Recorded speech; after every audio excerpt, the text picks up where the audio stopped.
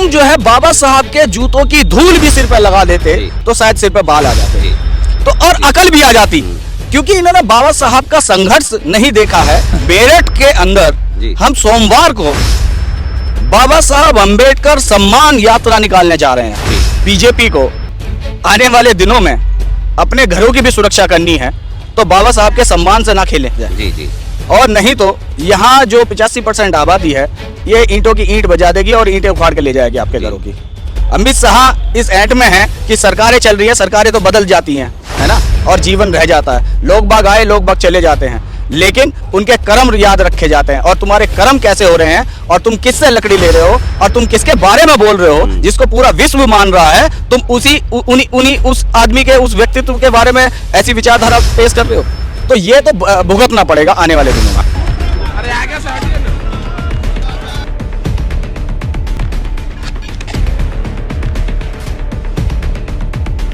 नमस्कार, जय भीम, सत श्री अकाल, आदाब।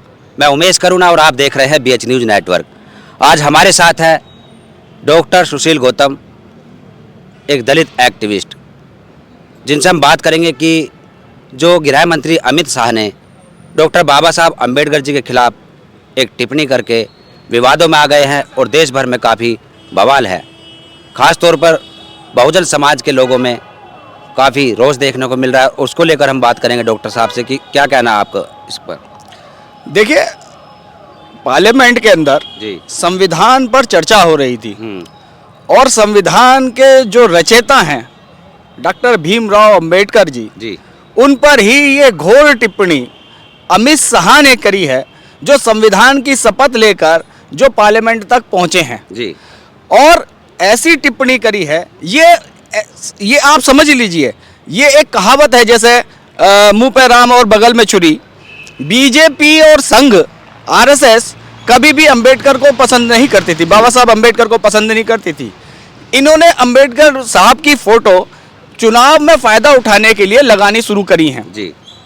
और ये अब निकल के जो मन में जो दबा हुआ इनका द्वेष है बाबा साहब के प्रति या बहुजन समाज के प्रति, जो इस समाज में बाबा साहब ने जो अधिकार दिए, संविधान में जो अधिकार दिए, ये अधिकार इनको कैसे मिल गए, और इसको दबाने के लिए दोबारा से उसी समाज को पहले जैसी स्थिति में लाने के लिए अमित शाह की ये घृणित राजनीति और संघ की घृणित राजनीति ये सामने आई है कि वो यही चाहते हैं कि इस देश की 85% जो आबादी है, जिससे बाबा साहब ने संविधान में अधिकार दिए और जो इस देश के अंदर स्वाभिमान और सम्मान से जीना सीखी और अपने अधिकारों के लिए लड़ना सीखी और अधिकार मिले, उनको फिर से उसी पायदान पर ले जाने की स्थिति में है।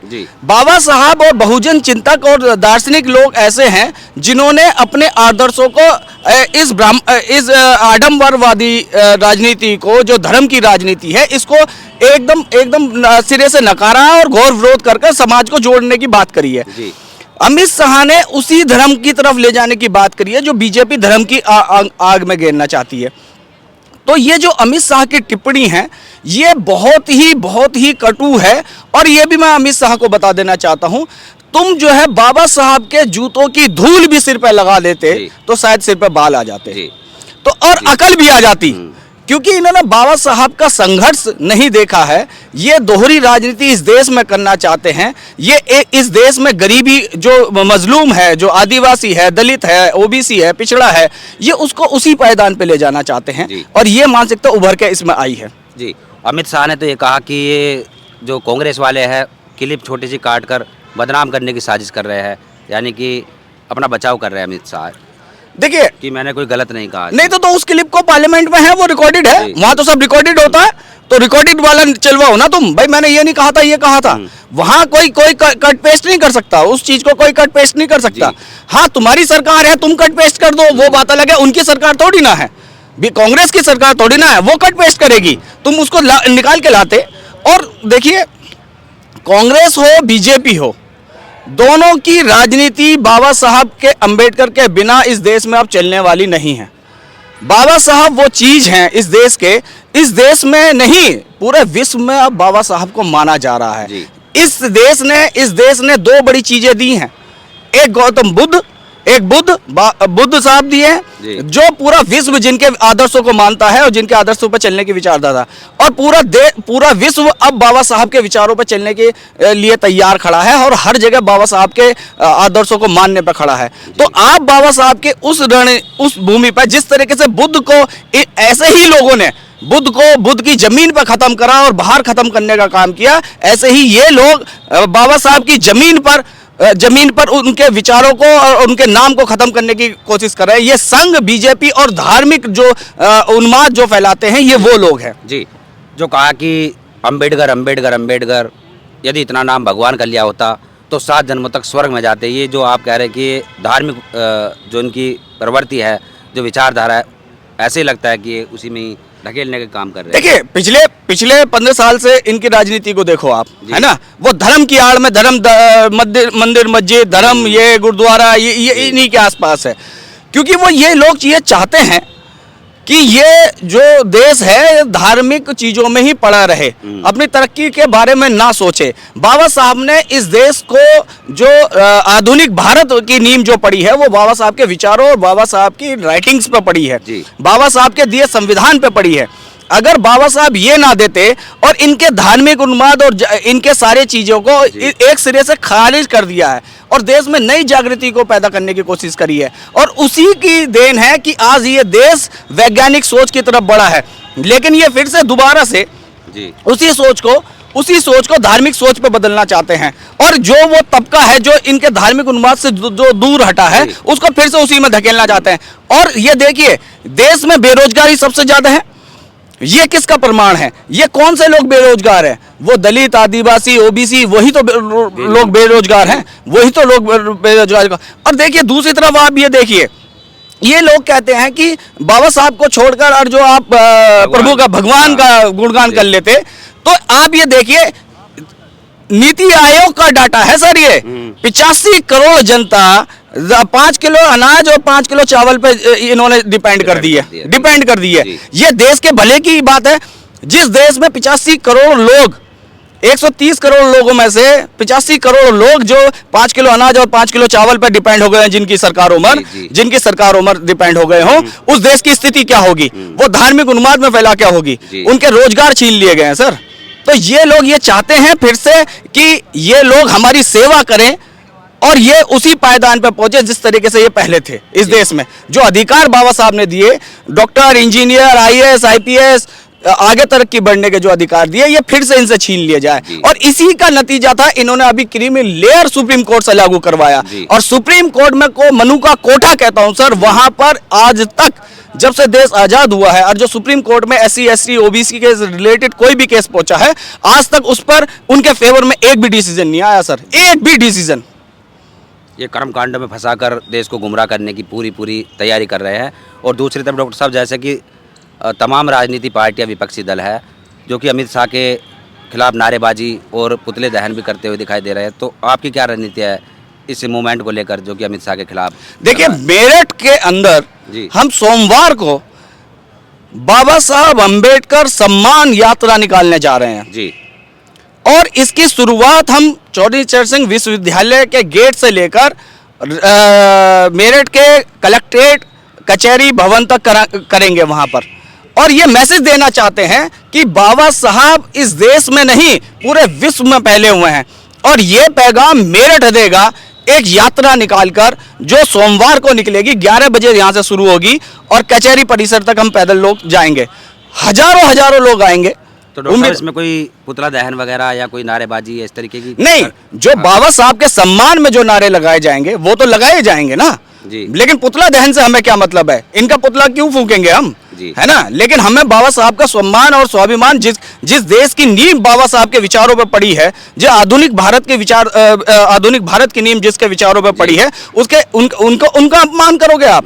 और ये आपकी ये जो RSS कहती है कि हम जो है सबके हैं, हम जातिवाद नहीं मानते, ये बगल में छुरी और राम मुंह पे राम वाली कहावत है कि मुंह पे अंबेडकर और बगल में छुरी। इनके विचारों से लेना देना है, इनके समाज को काटना है, इनके लोगों के अधिकारों को काटना है। और डॉक्टर साहब, दूसरी बात, जैसे कि हम ट्विटर देख रहे हैं, यानी तमाम सोशल मीडिया पर केवल एक ही ट्रेंड चल रहा है कि बाबा साहब नाम नहीं, एक ब्रांड है। ये तो बात सभी जानते हैं, यानी कि भूचाल आया हुआ है पूरे देश के अंदर। डॉक्टर बाबा साहब अम्बेडकर जी को लेकर, और दूसरी तरफ अरविंद केजरीवाल जिनके एक मंत्री ने 22 प्रतिज्ञाओं का जिक्र किया था अभी पिछले दिनों, राजेंद्र पाल गौतम ने, और आज वह भी डॉक्टर बाबा साहब अम्बेडकर जी की जय जयकार करते दिख रहे हैं। ये राजनीति क्या है? देखिए, सब अपनी अपनी राजनीतिक रोटियां सेकते हैं, क्योंकि आम आदमी पार्टी भी वहाँ दलितों की वोट लेकर आई, झाड़ू का निशान था, वाल्मीकि समाज और ये हमारा समाज जो है, सब ने लोगों ने वोट दिया। लेकिन वहाँ के लोगों को भी ये समझना पड़ेगा कि इन्हीं केजरीवाल साहब ने जो परमानेंट नियुक्तियां होती थी उसको ठेकेदारी प्रथा पर कर दिया, कॉन्ट्रैक्ट बेसिस पे कर दिया, कंपनी को अधिकार दे दिए, एक कंपनी को दे दिया अधिकार और उसके आधार पर कॉन्ट्रैक्ट। तो लोगों को ये समझना पड़ेगा जो चीज़ें हमें परमानेंट नौकरी मिलकर मिलती थी वो हम ठेकेदारी प्रथा पे, जो जिसकी सैलरी हमें 40,000 या 50,000 मिलती थी, अब वो सैलरी हमारी 15,000 20,000 कैसे रह गई? बिल्कुल बिल्कुल, ये बात तो लोगों को अधिकारों के बारे में सोचना पड़ेगा। जरूरी नहीं है कि जो अम्बेडकर का नाम और जय भीम का नारा लगाएगा वो अम्बेडकरवादी होगा, है ना? विचार की बात, हाँ, विचार की, उसके विचार में और कर्म में दिखाई नहीं चाहिए सर। विचार हो भले हो, लेकिन उसके कर्म में जो दिखाई नहीं दे रहा है तो आप समझ लीजिए वो फर्जी है। बिल्कुल बिल्कुल जी। तो डॉक्टर साहब से हमने बात की, और सोमवार को मेरठ चौधरी चरण सिंह यूनिवर्सिटी से मेरठ कलेक्ट्रेट तक एक बड़ा प्रदर्शन होगा, हजारों की संख्या में पैदल मार्च निकाला जाएगा डॉक्टर बाबा साहब अम्बेडकर जी के सम्मान को लेकर। और क्या कहना चाहेंगे डॉक्टर साहब? नहीं, मैं यही कहना चाहूँगा, और जो बीजेपी को आने वाले दिनों में अपने घरों की भी सुरक्षा करनी है तो बाबा साहब के सम्मान से ना खेलें जाए। जी जी। और नहीं तो यहाँ जो 85% आबादी है ये ईंटों की ईंट बजा देगी और ईंटें उखाड़ के ले जाएगी आपके घरों की। अमित शाह इस ऐंठ में है कि सरकारें चल रही है, सरकारें तो बदल जाती हैं, है ना, और जीवन रह जाता है, लोग बाग आए लोग बाग चले जाते हैं, लेकिन उनके कर्म याद रखे जाते हैं। और तुम्हारे कर्म कैसे हो रहे हैं और तुम किससे लकड़ी ले रहे हो और तुम किसके बारे में बोल रहे हो जिसको पूरा विश्व मान रहा है, तुम उन्हीं उस आदमी के, उस व्यक्तित्व के बारे में ऐसी विचारधारा पेश कर रहे हो, तो ये तो भुगतना पड़ेगा आने वाले दिनों में। अमित शाह ने बहुत गलत किया है, ये बहुजनों की दुखती रग पर हाथ रखने का काम किया है, क्योंकि वैसे ही बहुजनों को सदियों से प्रताड़ित करते रहे हैं। और आज अमित शाह ने अपनी मानसिकता का जो परिचय दिया, और उसको देखते हुए आज एक ऐसी संभावना बन रही है कि अमित शाह को इसका जवाब देना पड़ेगा। और दूसरी तरफ डॉक्टर साहब बात करें, यदि ये जो कथावाचक है इनको बहुत बढ़ावा दिया जा रहा है, जैसे कि मेरठ में आया हुआ है प्रदीप मिश्रा, शिव महापुराण की एक कथा को लेकर, और सरकारें उसको बढ़ावा दे रही है। दूसरी तरफ बाबा साहब अम्बेडकर जी की बात करते हैं, और वहीं दूसरी तरफ बागेश्वर धाम वाला भी है। बहुत सारे ऐसे कथावाचक है। अभी पिछले दिनों डॉक्टर बाबा साहब अम्बेडकर जी के भी वह प्रतिमा में मालार्पण कर रहा था, और दूसरी तरफ वह पाखंडवाद को बढ़ावा देते हैं। इस पर क्या कहेंगे आप? देखिए, मेरा साफ साफ कहना है, बीजेपी सरकार और आरएसएस दोनों यही चाहते हैं इस देश को धार्मिक उन्माद में इतना फैला दिया जाए, इसके अंदर धार्मिक कर्मकांड इतने बढ़ा दिया जाए कि लोग बाग अपने अधिकारों और शिक्षा और रोजगार के बारे में भूल जाएं, है ना। तो ये कुछ प्रोजेक्टेड लोग हैं जिनको बोला जा रहा है और भेजा जा रहा है कि लोग बागों अंधकार में दोबारा से उसी अंधकार में, धार्मिक अंधकार में फिर से बैठा दिया जाए, और हाँ, और उसमें झोंक दिया जाए, ताकि वो अधिकार और सम्मान और शिक्षा और रोजगार के बारे में ना सोच सके, सिर्फ उसी कर्मकांड में पड़े रहें। तो ये लोग प्रोजेक्टेड लोग हैं और लोगों को समझने की जरूरत है इस चीज से, और बाबा साहब के विचारों और बहुजन समाज के नायकों और महापुरुषों के विचारों को पढ़ने की जरूरत है लोगों को। बहुत अच्छा डॉक्टर साहब ने जो बातें बताई कि अमित शाह ने बहुत गलत किया है। अमित शाह ने बहुजन समाज की एक बहुल्य आबादी, जो कि करोड़ों की संख्या में डॉक्टर बाबा साहब अम्बेडकर जी को अपना मसीहा मानती है, अपना रहनुमा मानती है, उनके साथ खिलवाड़ किया है, और वह इसका जवाब जरूर देंगे। देखते रहिए BH न्यूज़ नेटवर्क। फिर मिलेंगे एक खबर के साथ। धन्यवाद। याद करो वह दिन जब मंदिर प्रवेश के समय हमारे साथ जो हुआ था।